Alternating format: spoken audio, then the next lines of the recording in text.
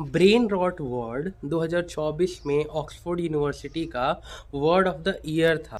तो brain rot basically होता क्या है, जब तुम्हारा अटेंशन स्पैन बहुत कम हो जाए और तुम्हारी जो कॉग्निटिव एबिलिटीज़ हैं वो बहुत स्लो डाउन हो जाए, अब तुम्हारा माइंड शार्प नहीं रहे। तो ऐसा क्यों होता है? ऐसा होता है जब हम लंबे टाइम तक शॉर्ट फॉर्म कंटेंट कंज्यूम करते हैं या स्टिमुलेटिंग कंटेंट। आजकल तो सब चीज़ ऑनलाइन ही है, तो जितनी देर डिस्ट्रैक्टेड रहते हैं, वीडियोस देखते हैं, है ना, और जितनी देर हम अपनी स्क्रीन्स के सामने स्पेंड करते हैं, तो इसकी वजह से क्या होता है कि हमारी जो ब्रेन है ना उसकी एक्सरसाइज नहीं हो पाती है, क्योंकि उसको हर चीज़ बनी बनाई मिल जाती है, म्यूजिक, इमेजेस, स्टोरी। तो वो जब थिंकिंग और इमेजिनेशन और प्रॉब्लम सॉल्विंग ये जो प्रैक्टिस नहीं करता है हमारा ब्रेन, तो वो धीरे धीरे क्या होता है, स्लो डाउन होने लगता है।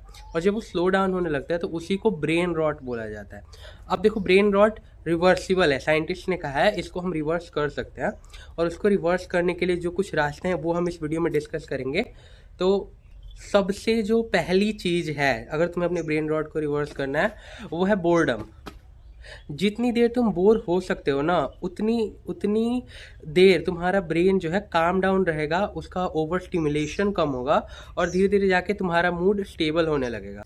उसके बाद जो सबसे इम्पॉर्टेंट चीज़ है जो कि ब्रेन रॉट को क्योर कर सकती हैं, वो है हॉबीज़।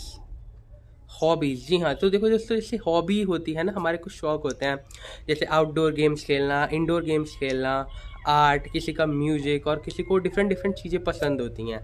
इसके अलावा जैसे कुछ इंटेलेक्चुअल हॉबीज़ होती हैं, जैसे तुम कोई नई लैंग्वेज सीख सकते हो, या और भी कई तरह की हॉबीज़ हैं, ट्रैवल कर सकते हो, जिसमें ना तुम्हारे ब्रेन को काम करना पड़ेगा, तुम्हारे ब्रेन के डिफरेंट पार्ट्स को ना एक्टिव होना पड़ेगा, थिंकिंग को, इमेज बनाने वाले को, स्टोरी बनाने वाले को, है ना, और डिफरेंट चीज़ों को साथ मिलकर जब तुम्हारा ब्रेन काम करेगा। एक्चुअली हॉबीज़ क्या होती है ना, ब्रेन की एक्सरसाइज कराती हैं, और ब्रेन जितना यूज होता है उतना ही शार्प होता है।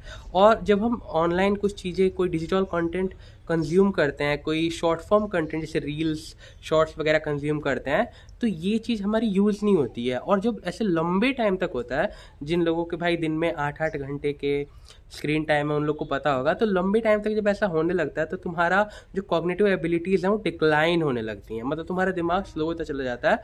और अब तुम्हें पहले जैसा खुशी, पहले जैसा एक्साइटमेंट, है ना, क्यूरियोसिटी, ये सब फील नहीं होगा। तो इसके लिए सबसे इम्पॉर्टेंट है हॉबीज़। तो हॉबीज़ में कुछ हॉबीज़ हैं जो मैं खुद अभी प्रैक्टिस करता हूँ, जैसे नई लैंग्वेजेस सीखना, है ना, मुझे नई लैंग्वेजेस सीखने में मज़ा आता है। और इसके अलावा मुझे पेंटिंग, अभी मैं पेंटिंग सीख रहा हूँ और मैंने कुछ पेंटिंग्स बनाई हैं, तो मैं पेंटिंग सीखता हूँ, मेनली अर्बन स्केचिंग।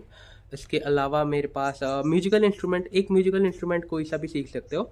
और जैसे सबसे बिगिनर्स के लिए सबसे ठीक रहता है रिकॉर्डर फ्लूट, क्योंकि अगर किसी भी तुम म्यूजिकल स्कूल में जाओगे ना, किसी भी म्यूजिक स्कूल में जाओगे, तो वहाँ पे सबसे पहले तुम्हें रिकॉर्डर से ही सिखाना शुरू करेंगे। बट सबसे इम्पॉर्टेंट जो हॉबी है, जो सच में एकदम मोस्ट इफ़ेक्टिव है सबके लिए, जो सच में ब्रेन रॉट को रिवर्स कर सकती है, वो है रीडिंग। रीडिंग, हाँ दोस्तों, रीडिंग सबसे पावरफुल हॉबी है वर्ल्ड में, जो कि हमारे ब्रेन को ना स्ट्रॉन्ग बनाती है, शार्प बनाती है। और ब्रेन रॉट से मतलब सालों के जो तुमने स्क्रॉल कर कर के अपने दिमाग को डैमेज किया है, उसको सबसे तेज़ी से रिवर्स करती है।